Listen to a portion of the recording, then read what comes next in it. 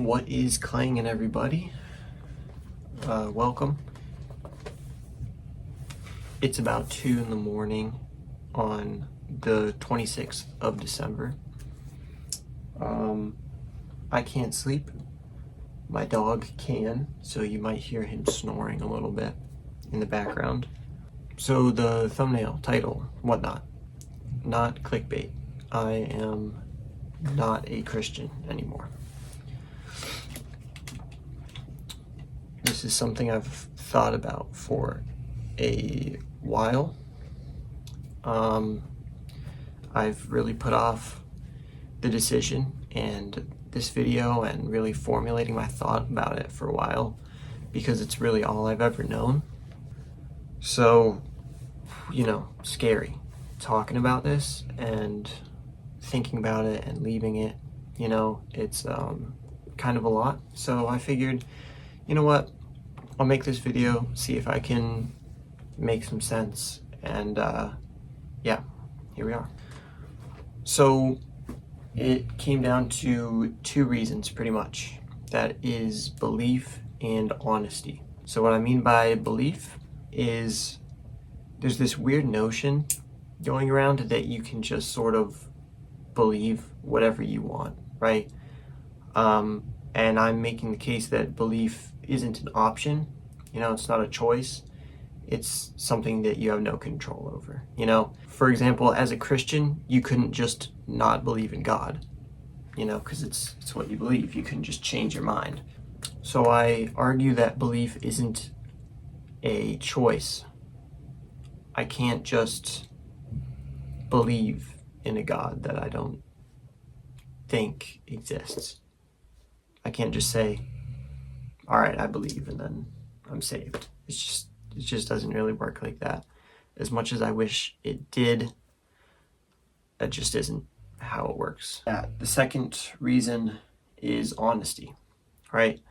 It got to a point where people would ask me if I'm a Christian, or I would get to a spot where I was telling people I was Christian, and it just didn't feel honest because I was realizing that I just don't actually believe what I'm saying, and it's not just doubt that all Christians have. It's not just rational skepticism. It's just that I don't believe it anymore. So I felt really dishonest saying that I was a Christian, and that's how it was for a while.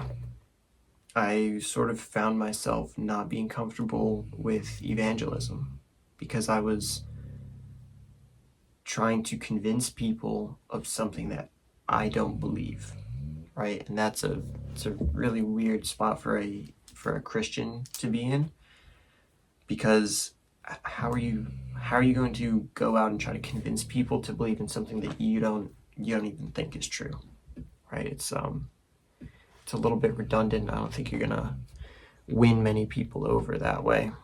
So combining these two things, it really presents the case that since I don't believe, I can't just force myself to believe, and I'm not going to be dishonest, say I'm a Christian when I'm not. There's no spot for me to go other than to not be a Christian. So what I say is, for the reason of unbelief, it's through honesty that leads me to leave this religion. To sort of explain the unbelief part, I had become skeptical of a lot of things. Probably about a year ago, I just started thinking more deeply on things, and I realized that my faith was never grounded in anything, because I've always been taught that it's true just because it's true. I never really had a reason to believe any of it. So once I realized that I didn't have a reason for it, I couldn't explain why I had faith, the more I saw that I really had no good reason to have that faith. I realized that I just didn't really know if there is a God. I figure it's very foolish of me to claim to know that there is a God. I think it'd also be very foolish to claim that there isn't a God. I believe this is a position that was held by some early philosophers, but it's something that just dawned on me, how could I... Christianity is a religion that you live by, it's not just something that you are, it's all that you are. And if I'm not certain that there is a God, or even that God is the God of the Christian Bible, how could I give my life to it and really mean it? There's no way for me to honestly be a Christian or to call myself a Christian. And it's pushed me into this spot, which I guess is deconstruction in a way, even though there, as I'm finding out, really wasn't much constructed in the first place. It's a big decision, obviously, to change and, not be a Christian. So I mean, it's scary, for sure. I'm not going to say that it's like an easy thing to do. Obviously, I'm having a little bit of trouble even recording this video, but I don't have any friends or family or anybody that's supporting me in this. It's not like I'm being peer pressured by anybody. I couldn't name a single person that would encourage me to do this. So it's because of that, I've got a lot of relationships that probably won't be the same after this.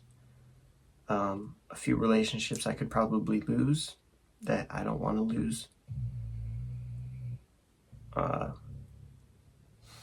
Where I am now, I'm going to try not to really assign myself to any certain group right now, but I would definitely be closest to agnostic. I just don't know yet. I don't have enough research or knowledge or anything to make a decision of this magnitude yet. I'm still a kid. I haven't been alive for very long. I don't have enough knowledge to give my life to something yet. I need to keep looking for what that is. So yeah, it's that search of truth and the ultimate skepticism that's sort of driving me right now. I think everything should be questioned and researched more. I think if I had to make a guess, I haven't found a greater reason to live than looking for the truth and looking for God. So for the time being, that's where I'll be. I've been sticking to this idea that because there's nothing greater, I've found, I sort of either find God or I die trying, I think that's ultimately, whether there is or isn't a God, that's sort of where I'm led to live my life, is to look for one, So that's what I'll be doing. I don't mean to let anybody down. Hopefully this isn't a letdown, but I really hope that my deconstruction sort of clears the slate, and if the God of the Bible is real, then it will serve as a better foundation to reconstruct my faith. So with that, that's just about all I wanted to say. Yeah, I will see you guys in the next one.